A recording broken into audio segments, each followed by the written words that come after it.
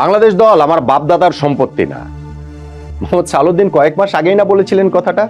যদিও এমন কথা তাদেরই বলতে হয় যারা সত্যি সত্যি এটাকে বাপদাদার সম্পত্তি মনে করেন কোনো বিষয়কে, তখন জোর গলায় আবার উল্টা কথাটা বলতে হয়।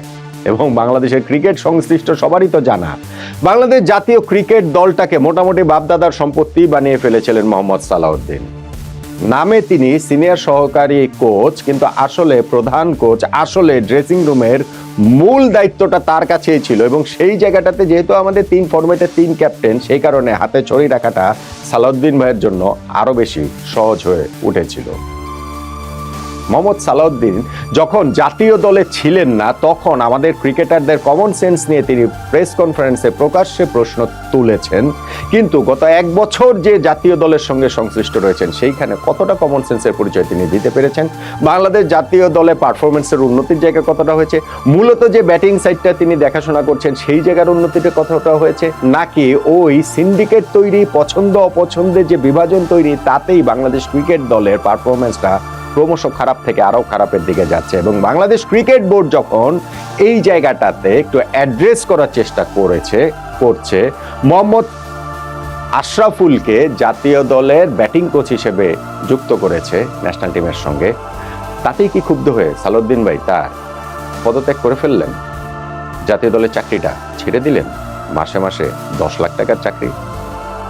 গত বছরের নভেম্বর মাসে মোহাম্মদ সালাউদ্দিন বাংলাদেশ জাতীয় দলের সঙ্গে আবার সংশ্লিষ্ট হন। কয়েক মাসের মধ্যে জাতীয় দলের যে ব্যাটিং কোচ ডেভিড হেম, তার বিদায় ঘন্টা বেজে যায় এবং ওই মূলত ন্যাশনাল টিমের ব্যাটিংটাই তিনি দেখাশোনা করছিলেন। এবং বাংলাদেশের ব্যাটসম্যানদের যে কি অবস্থা, সেটা তো আমরা টাইম এন্ড অ্যাগেন দেখতেই পাচ্ছি। এখন জাতীয় দলের সঙ্গে মোহাম্মদ আশরাফুল ব্যাটিং কোচ হিসেবে যুক্ত হয়েছেন।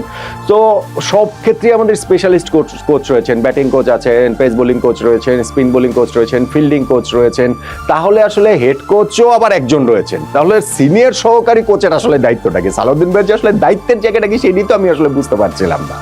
ফলে এই জায়গাটাতে আশরাফুলের আশাবানে তার একটা বিদায় ঘন্টা বেজে যাওয়ার একটা প্রক্রিয়া তৈরি হওয়া, অথবা তাকে ন্যাশনাল টিম থেকে সরিয়ে অন্য কোনো জায়গাতে দেওয়া। সালাউদ্দিন ভাই ওই যে জাতীয় দল আমার বাপদাদার সম্পত্তি না, ওই প্রেস কনফারেন্সে শ্রীলঙ্কায় এই গত জুন জুলাই মাসে, তখনই তিনি বলেছিলেন যে আমাকে ক্রিকেট বোর্ড যেখানে কাজ করতে দিবে আমি সেখানে কাজ করবো, আমাকে যদি আন্ডার-23 টিমের সঙ্গে কাজ করতে দেয় আমি সেই জায়গাটাতেও কাজ করব।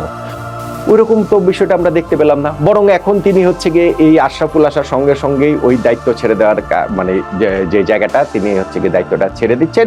আমি একটা মিডিয়াতে দেখেছি তিনি প্রতিক্রিয়া দিয়েছেন যে আমি কাজটা আর উপভোগ করছি না। কেন তিনি আর উপভোগ করছেন না? কারণ সেই কাজটা কি তিনি ডেলিভার করতে পারছেন মাঠের ক্রিকেটে? আমরা কি এখন সেই জিনিসটা দেখতে পাচ্ছি? আমাদের জাতীয় দলে সেই প্রতিফলনটা কি দেখতে পাচ্ছি? আমরা তো সেই জিনিসটা দেখতে পাচ্ছি না। সিন্ডিকেটের কথা বলছিলাম, সেই জায়গাটাতে সালাউদ্দিন ভাইয়ের সবচেয়ে বড় উদাহরণ হিসেবে রয়েছেন জাকের আলী অনেক, যিনি ন্যাশনাল টিমে ঢোকার আগ থেকেই এই সালাউদ্দিন সিন্ডিকেটের অংশ, তার কোরামের এই অংশ। ওই যে কুমিল্লায় যে তিনি হচ্ছে গিয়ে কুমিল্লা ভিক্টোরিয়ান্সে খেলছেন, ওই সময় সালাউদ্দিন ভাই সেই বিখ্যাত কিংবা কুখ্যাত প্রেস কনফারেন্স, যেই জায়গাটাতে সালাউদ্দিন ভাই এই জাকের আলী অনেকের গায়ের রং নিয়ে পর্যন্ত প্রশ্ন তুলেছেন। এবং সেইটা যে প্রশ্ন তোলাটাও যে আসলে এই আধুনিক সভ্যতা পারমিট করে না, যে ছেলেটার গায়ের রং কালো বলে বিসিবিও তাকে দেখে না, সাংবাদিকরাও তাকে নিয়ে প্রশ্ন করে না, এরকম কথাটা যে বলা যায় না, সেইটাও আসলে বোঝার মতো বোধ সালাউদ্দিন ভাইয়ের আসলে নেই। এবং সেই প্রমোট করাটা এমন একটা পর্যায়ে গিয়েছে যে জাকের আলীও পরবর্তীতে ন্যাশনাল টিমে এসেছেন, সালাউদ্দিন ভাই ন্যাশনাল টিমে এসেছেন, এবং সেই জাকের আলীকে টিমে যার জায়গাটা অনিশ্চিত, তাকে ক্যাপ্টেন পর্যন্ত বানিয়ে দেওয়া হয়েছে। তাতে করে সর্বনাশটা তো হয়েছে গেছে আসলে জাকের আলী। আমি আগেও কয়েকটা ভিডিওতে বলেছি যে এই সর্বনাশটা বেশি স্বজনপ্রীতি দেখাতে গিয়ে, বেশি প্রোটেক্ট করতে গিয়ে এবং বেশি তাকে উপরে তুলতে গিয়ে জাকের আলীকে সালাউদ্দিন ভাই তারই সর্বনাশটা করলেন। এই যে এখন সালাউদ্দিন ভাই চলে যাচ্ছেন, তাহলে জাকের আলীর আসলে হবেটা কি? তাকে কি একটা সিম্বল হিসাবে, সালাউদ্দিন আমলের সিন্ডিকেটের সবচেয়ে বড় সিম্বল হিসাবে তাকে এখন চিহ্নিত যদি করা হয় বাংলাদেশের বাস্তবতায়, সেটা কি জাকেরের জন্য ভালো হবে? কোনোভাবে কোনো দিক থেকে কি সেটা ভালো হবে? দেখেন, সালাউদ্দিন ভাই এমনি বড় বড় কথা বলেন এবং তিনি বাংলাদেশে তিনি ভালো কোচ, এটা নিয়ে তো আর কোনো ডাউট নেই। বাংলাদেশের এই মুহূর্তে দেশের সেরা কোচ হিসেবে তাকে আপনি মেনে নিতে আপত্তি থাকতে পারে কারো কারো, কিন্তু বাংলাদেশের টপ 3 জন কোচের একজন, এটা নিয়ে তো কোনো ডাউট নাই।